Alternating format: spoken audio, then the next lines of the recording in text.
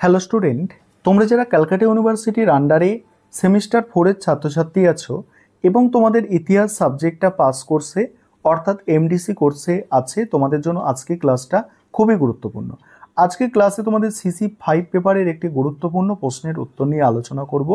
প্রশ্নটা হচ্ছে যে দিল্লির সুলতানের সংহতি সাধনে বলবনের কি ভূমিকা ছিল, অথবা গিয়াসউদ্দিন বলবনের কার্যাবলী বা কৃতিত্ব আলোচনা করো, বা প্রশ্নটা ঘুরিয়ে আসতে পারে গিয়াসউদ্দিন বলবন কিভাবে দিল্লির সুলতানিকে সুদৃঢ় করেছিল। এই প্রশ্নটা তোমাদের 20 নম্বর এবং 10 নম্বরের জন্য একটি মোস্ট ইম্পর্টেন্ট প্রশ্ন। প্রশ্নের উত্তরটা বুঝে নাও। গিয়াসউদ্দিন বলবন প্রথম জীবনে ছিলেন কৃতদাস। পরে ইলতুৎমিশ তাকে 40 চক্রের প্রধান নিযুক্ত করেন। 1249 খ্রিস্টাব্দে তিনি সুলতান নাসিরউদ্দিন মামুদের সঙ্গে নিজের মেয়ের বিয়ে দিয়ে নায়েব-ই মামালিকত পদ লাভ করে। এরপরে 1266 খ্রিস্টাব্দে সুলতান নাসিরউদ্দিনের মৃত্যু হয়ে গেলে গিয়াসউদ্দিন বলবন দিল্লির সিংহাসনে বসেন। দক্ষ প্রশাসক হিসাবে বলবন কৃতিত্বের পরিচয় দিয়েছিলেন। তিনি 1266 থেকে 87 খ্রিস্টাব্দ পর্যন্ত বহু গুরুত্বপূর্ণ কাজ করেছিলেন। এবার হচ্ছে মেওয়াটি দস্যুদের দমন। বলবনের সময় দিল্লির নিকটবর্তী অঞ্চলে মেওয়াটি দস্যুরা লুটপাট চালিয়ে জনজীবনকে অতিষ্ঠ করে তুলেছিল। বলবন শান্তি শৃঙ্খলা প্রতিষ্ঠার জন্য প্রথমেই দিল্লির নিকটবর্তী বনাঞ্চল পরিষ্কার করে সেনা শিবির স্থাপন করে। মেওয়াটি দস্যুদের হত্যা করে তাদের ঘরবাড়ি পুড়িয়ে দেওয়া হয়। তারপরে কি বলা হচ্ছে দেখো, বিদ্রোহ দমন। দোয়াব অঞ্চলে রাজ্যের বিভিন্ন স্থানে বিদ্রোহ দমন করার জন্য বলবন সচেষ্ট ছিলেন। তিনি দোয়াব অঞ্চলের বিদ্রোহ দমনের জন্য ওই অঞ্চলকে কতগুলি ইক্তায় বিভক্ত করেন।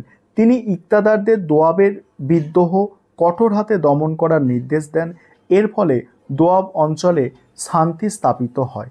এছাড়া বলবন কাটিহার, রোহিলখণ্ড প্রভৃতি অঞ্চলে বিদ্রোহ দমন করেন এবং বিভিন্ন স্থানে দুর্গ নির্মাণ করেন। এবারে আছে দেখো, আমির ওমরাহদের ক্ষমতা হ্রাস। বলবন বুঝিয়েছিলেন যে রাজতন্ত্রের ক্ষমতা বৃদ্ধি করতে হলে আমির ওমরাহদের ক্ষমতা হ্রাস করা একান্তই প্রয়োজন। এই জন্য তিনি প্রথমেই 40 চক্র ধ্বংস করেন এবং অভিজাতদের মনে রাজশক্তি সম্পর্কে ভীতির পরিবেশ তৈরি করেন। তারপরে কি বলা হচ্ছে পরের পয়েন্ট, ঐশ্বরিক রাজতন্ত্রের আদর্শ। বলবন রাজতন্ত্রের ক্ষমতা ও মর্যাদা বৃদ্ধির জন্য রাজাকে ঈশ্বরের প্রতিনিধি বলে চিহ্নিত করেন। তিনি রাজার বাহ্যিক আড়ম্বরের প্রতি গুরুত্ব দেন এবং নিজেকে নিয়াবত-ই খুদাই অর্থাৎ আল্লাহর প্রতিনিধি উপাধিতে ভূষিত করেন। রাজদরবারে সিজদা, যার সুলতানের সামনে নতজানু হওয়া, এবং পাইবস বা সুলতানের পদযুগল চুম্বন করার নীতি চালু করেন। এর পাশাপাশি তিনি রাজসভায় হাস্যরস, মদ্যপান প্রভৃতি নিষিদ্ধ করেন এবং কঠোর সংযম বজায় রাখেন।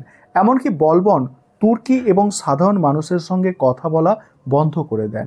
এবার পরের পয়েন্টটা আলোচনা করব। তার আগে যে বিষয়টা বলার আছে, তোমাদের জন্য অনলাইন কোচিং ক্লাস চলছে, অর্থাৎ তোমরা যারা পেইড ব্যাচে অ্যাডমিশন নিতে ইচ্ছুক আছো, নিচে যে নম্বরটা দেখতে পাচ্ছ এই নম্বরে যোগাযোগ করে তোমরা পেইড ব্যাচে অ্যাডমিশন নিতে পারো।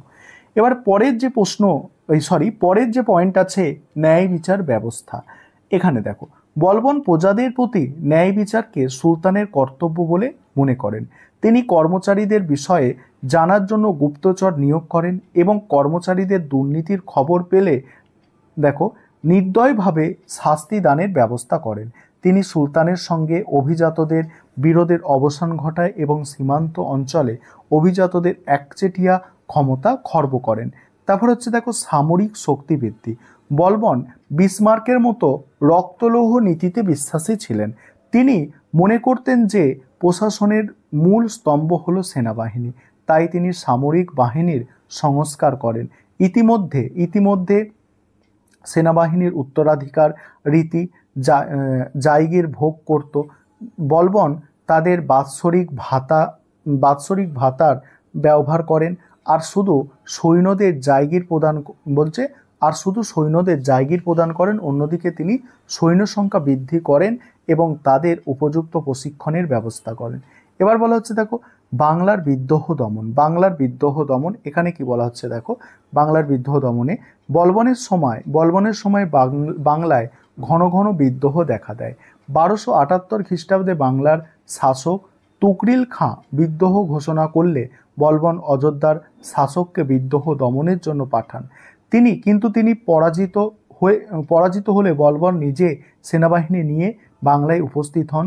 তুগরিল খাঁ বলবনের হাতে নিহত হলে বুকরা খাঁ বাংলার শাসনকর্তা নিযুক্ত হন।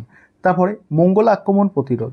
ভারতে ঘন ঘন মঙ্গল আক্রমণ প্রতিরোধ করার জন্য বলবন কতগুলি সুনির্দিষ্ট নীতি গ্রহণ করেছিলেন। তিনি পুরানো দুর্গগুলি সংস্কার করেন এবং কয়েকটি নতুন দুর্গ নির্মাণ করেন। তিনি উত্তর পশ্চিম সীমান্ত অঞ্চলকে দুটি ভাগে বিভক্ত করেন।